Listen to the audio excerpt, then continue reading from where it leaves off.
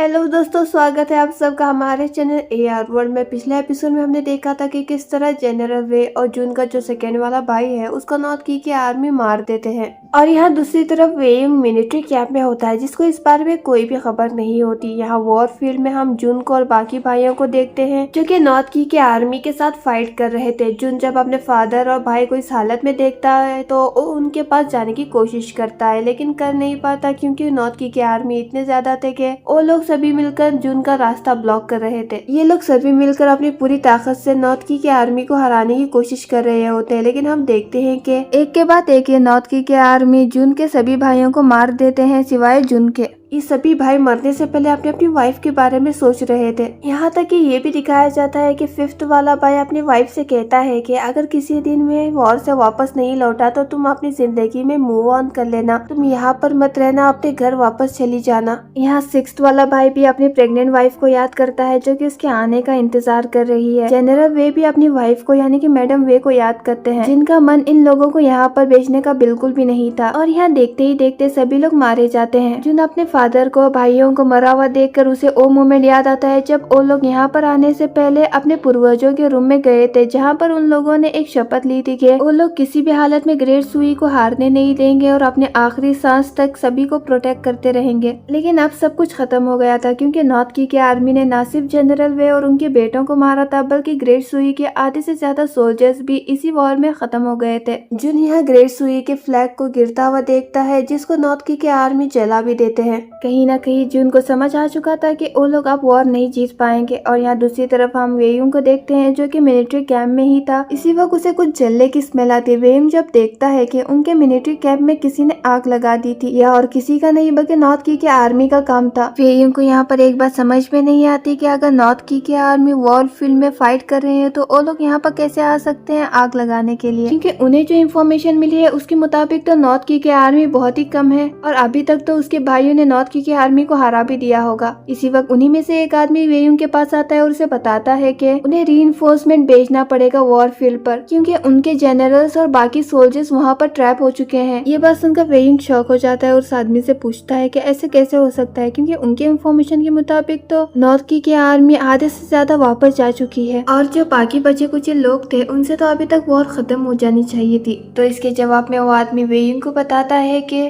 उन्हें जो इन्फॉर्मेशन मिली थी नॉर्थ की के आर्मी के बारे में, दरअसल इन्फॉर्मेशन गलत थी और नॉर्थ की के आर्मी उनके एस्टिमेट से 4 गुना ज्यादा है वहाँ पर। ये सुनकर वेयुंग परेशान हो जाता है और अपनी आर्मी को ऑर्डर देता है कि कुछ लोग यहीं पर रुकेंगे आग बुझाने के लिए और कुछ लोग उसके साथ जाएंगे बाकी सोल्जर्स को हेल्प करने के लिए ताकि वो नॉर्थ की के आर्मी को हरा पाए। ये कहकर वो अपने घोड़े पर बैठता है और अपनी बाकी आर्मी के साथ बैटलफील्ड के लिए निकल जाता है। और यहाँ दूसरी तरफ हम बैटलफील्ड में जून को देखते हैं जो कि नॉर्थ की के गॉड ऑफ वॉर सुशा से लड़ रहा होता है। जून अपने भाइयों का बदला लेना चाहता था इसलिए वो सुशा को बहुत ही बेरहमी से मार डालता है। इसी वक्त हम यहाँ पर वेयुंग को देखते हैं जो कि अपने आर्मी के साथ अपने भाइयों की मदद करने के लिए आ चुका था। वेयुंग यहाँ जून को देखता है और उसे एक तसल्ली सी होती है अपने भाई को देखकर। वेयुंग यहाँ अपनी पूरी ताकत से नॉर्थ की के आर्मी से लड़ रहा होता है। तभी हम कुछ लोगों को देखते हैं जो कि वेयुंग के ऊपर पीछे से हमला करने वाले थे। वेयुंग को जब इस बात का एहसास होता है तो वो ये देखकर शॉक हो जाता है कि जो तीर उसको लगने वाले थे वो तीर जून ने अपने ऊपर ले लिए। ये देखकर वेयुंग भागकर अपने भाई के पास जाता है जो कि उसे डांटने लगता है ये कहकर के मैंने तुमसे कहा था ना कि तुम कैंप में ही रहो तो तुम यहाँ पर क्यों आ गए, क्या तुम मेरी इतनी सी बात भी नहीं मान सकते थे। जून को इस हालत में देखकर वेयुंग रोने लगता है तो जून अपने हाथों में लगी हुई एक बेल्ट को निकालता है। ये वे फैमिली की नाम की बेल्ट थी जो कि कैंप में वेयुंग ने उसे बांधा था। अब जून इसको निकाल कर वेयुंग के हाथ में बांधता है, यानी कि जून अपनी सारी जिम्मेदारी वेयुंग को देता है। जून यहाँ वेयुंग को ये भी बताता है कि हमारे अंदर ही कोई गद्दार है जो कि हमारे मिलिट्री इंफॉर्मेशन नॉर्थ की को दे रहा है। जून यहाँ वेयुंग को ये भी बताता है कि ये सारी शुरुआत आर्सेनल ब्यूरो से हो रही है। ये कहकर जून वही मैकेनिज्म निकालता है जो कि चूयू ने उसे दिया था। जून ये मैकेनिज्म वेयुंग को देता है और उसे उस शख्स को ढूंढने के लिए कहता है। जून यहाँ वेयुंग से माफी मांगते हुए कहता है कि इसके आगे की लड़ाई उसे खुद लड़नी होगी। ये कहकर जून यहीं पर अपना दम तोड़ देता है। वेयुंग जून को गले लगाकर रोने लगता है। तभी वेयुंग को पता चलता है कि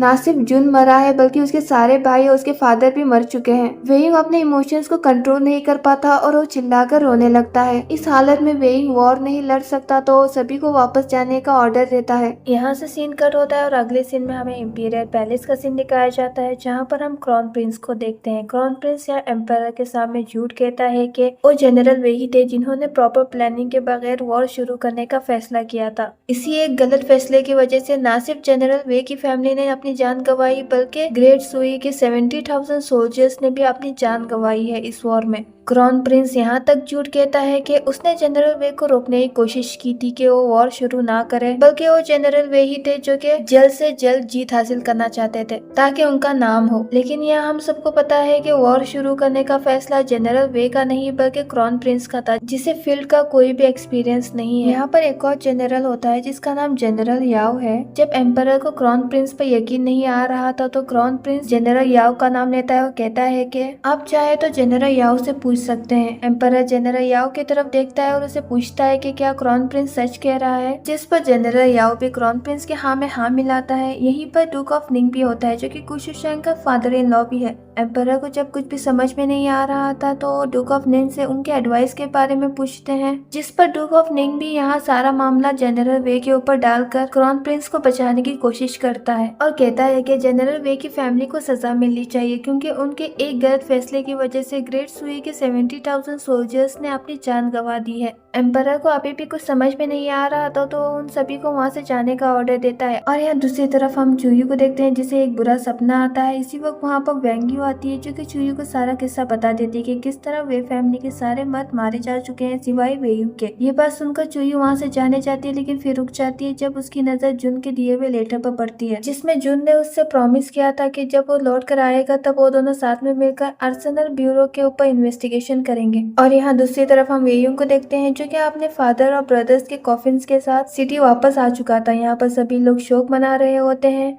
हमें यहाँ दोबारा से इंपीरियल पैलेस का सीन दिखाया जाता है जहाँ पर हम डूक ऑफ निंग को फिर से प्रेशराइज करता हुआ देखते हैं एम्परर को। डूक ऑफ निंग यहाँ एम्परर से कहता है कि अब जब वेइंग सिटी वापस आ चुका है तो उन्हें वे फैमिली के पनिशमेंट के बारे में डिसाइड करना होगा, क्योंकि अगर एम्परर ने वे फैमिली को पनिशमेंट नहीं दी तो बाकी ऑफिशियल इस बारे में बुरा मानेंगे। उन्हें लगेगा कि एम्परर इनजस्टिस कर रहे हैं। लेकिन फिर भी एम्परर डूक ऑफ निंग की बात नहीं मानता और कहता है कि हम वेइंग के फादर और ब्रदर को दफनाने के बाद इसका फैसला करेंगे। ये कहकर अब ड्यूक ऑफ निंग को वहाँ से जाने के लिए कहता है। ड्यूक ऑफ निंग के वहाँ से जाने के बाद एम्परर अपने सर्वेंट से पूछता है कि हमारी सिटी में ऐसा कोई भी सोल्जर नहीं है जो कि हमारे बॉर्डर्स को प्रोटेक्ट करेगा। एम्परर यहाँ परेशान होता है ये बात सोच कर के क्या उन्हें सच में आगे चलकर नॉर्थ की से समझौता करना पड़ेगा। एम्परर यहाँ ग्रेट सुई के फ्यूचर के बारे में परेशान होता है क्योंकि क्राउन प्रिंस यूजलेस है। यहाँ से सीन कट होता है और अगले सीन में हम वेयू को देखते हैं जो कि अपने घर के पास आ जाता है अपने फादर और ब्रदर्स के कॉफिन के साथ। यहाँ मैडम वे और वेयू की बाकी सिस्टर इन लॉ रोते हुए बाहर आती है। वेयू यहाँ अपने घुटने पर बैठकर सभी से माफी मांगता है कि वो अपने फादर और ब्रदर्स को बचा नहीं पाया, जिस पर मैडम वे वेयू के गले लगती है तो बाकी सिस्टर इन लॉ अपने अपने हस्बैंड के कॉफिन के पास जाती है। मैडम वे यहाँ सभी को समझाती है कि उन्हें रोना नहीं चाहिए क्योंकि उनके हस्बैंड हीरो है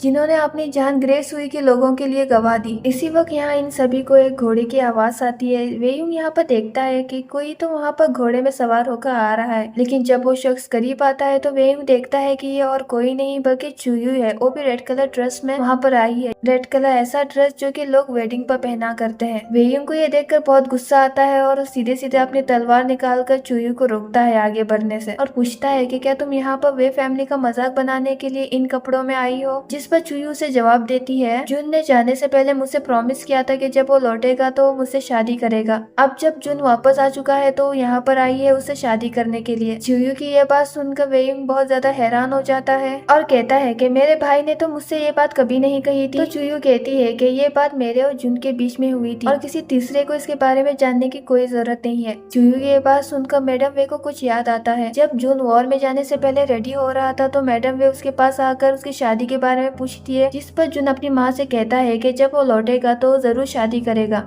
मैडम वे यहाँ पूछती भी है जुन से क्या वो किसी को पसंद करता है, लेकिन जुन यहाँ कुछ भी नहीं कहता, बस इतना कहता है कि वो लौटने के बाद शादी जरूर करेगा। फ्लैशबैक यहीं पर खत्म होता है तो मैडम वे यहाँ वेयू को रोकती है और चुयू से बात करते हुए चुयू को समझाने की कोशिश करती है कि जुन के साथ उसका वादा भी खत्म हो चुका है तो वो वापस अपने घर जा सकती है। जिस पर चूयू मैडम वैसे कहती है, जब मैंने सबके सामने जुन से कन्फेस किया था तो लोगों ने मेरा मजाक बनाया था। वो जुन अकेला ही था जिसने मेरी हिम्मत की दाद दी थी। मैडम वे यहाँ चूयू को और समझाने की कोशिश करती है कि अगर आज उसने जुन से शादी कर ली तो वो हमेशा के लिए विधवा कहलाएगी। क्या उसे ये सब कुछ मंजूर है? क्या उसकी माँ को ये सब कुछ पता भी है?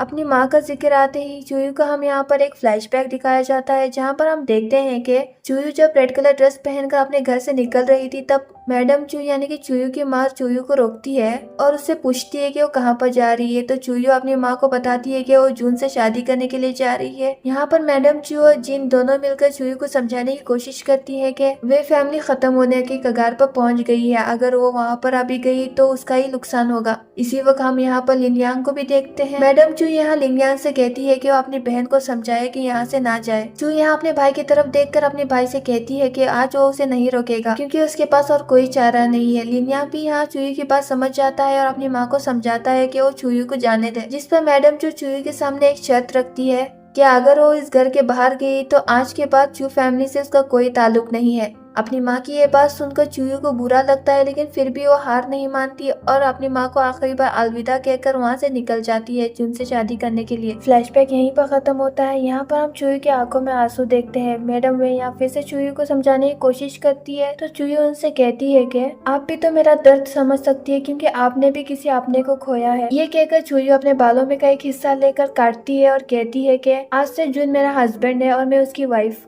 चूयू यहाँ खुद ही जून से शादी कर लेती है और खुद ही वो विधवा भी बन जाती है और कहती है कि अगर कोई जून के लिए नहीं रोएगा तो मैं रोऊंगी, अगर कोई उसके लिए प्रे नहीं करेगा तो मैं करूंगी। ये सब कुछ कहकर चूयू यहाँ अपने घुटने पर बैठकर मैडम वैसे कहती है कि अगर वो लोग उसे आज एक्सेप्ट नहीं करेंगे तो वो यहीं पर ही बैठे रहेगी। इसी वक्त यहाँ पर जियांग आती है और मैडम वे को समझाती है कि सारे हुआजिंग सिटी को अब इस बारे में पता चल चुका है, अगर वो लोग भी चूयू को एक्सेप्ट नहीं करेंगे तो चूयू की जिंदगी बद से बदतर बन जाएगी। मैडम वे यहाँ पर मान जाती है और चूयू को एक्सेप्ट कर लेती है और कहती है कि तुम अंदर जाकर कपड़े चेंज कर लो। वे यूं यहाँ अपनी माँ को समझाने की कोशिश करता है लेकिन मैडम वे उसकी बात नहीं सुनती। यहाँ से सीन कट होता है और अगले सीन में हम गुशी शैंग को उसके ऑफिस में देखते हैं, जहाँ पर उसका सर्वेंट भी होता है जो कि इंक स्टोन में इंक मिक्स कर रहा था। गुशी शैंग का सर्वेंट उसे बताता है कि उसकी वाइफ उसके लिए नया इंक स्टोन लेकर आई है। कहकर वो पुराने वाले को वहाँ से ले जाने लगता है, लेकिन गुशी शैंग उसे रोकता है और उसके लिए मना कर देता है क्योंकि ये इंक स्टोन उसको चूयू ने दिया था। जिस पर उसका सर्वेंट उससे पूछता है कि अब जब चूयू ने जून से शादी कर ही लिए तो अभी भी उसके बारे में क्यों सोच रहा है। लेकिन गुशी शैंग के पास इसका कोई जवाब नहीं था तो अपने सर्वेंट को वहाँ से जाने के लिए कहता है। यहाँ पर हम गुशी शैंग का एक फ्लैशबैक भी देखते हैं, जहाँ पर हम गुशी शैंग को कुछ लड़कों से लड़ता हुआ देखते हैं, लेकिन गुशी शैंग थोड़ा वीक था तो वो लड़ नहीं पा रहा था और वो लड़के उसे पीट रहे थे। इसी वक्त यहाँ पर चूयू आती है और गुशी शैंग को बचा लेती है और गुशी शैंग से पूछती है कि वो उन लड़कों से क्यों लड़ रहा था, जिस पर गुशी शैंग उसे बताता है कि वो लड़के उसके बारे में यानी कि चूयू के बारे में गलत कह रहे थे, इसीलिए उसको गुस्सा आया और उसने फाइट शुरू कर दी। चूयू ये बात सुनकर हंसती है और गुशी शैंग से पूछती है कि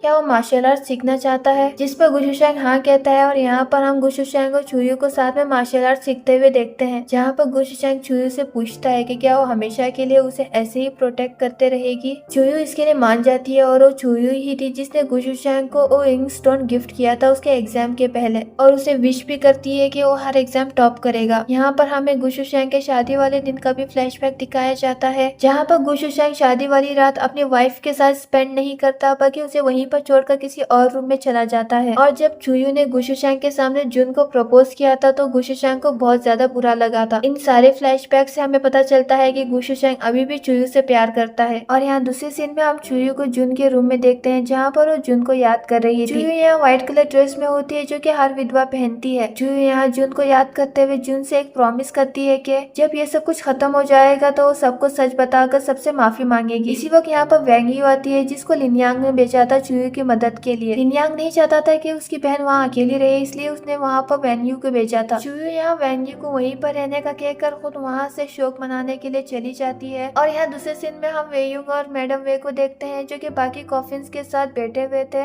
ताकि वो रिचुअल्स कंप्लीट कर पाए। इसी वक्त इन्हें यहाँ कुछ आवाजें आती है और यहीं पर एपिसोड खत्म होता है। वीडियो पसंद आए तो वीडियो को लाइक कीजिए। मिलते हैं अगले वीडियो में, तब तक के लिए टेक केयर।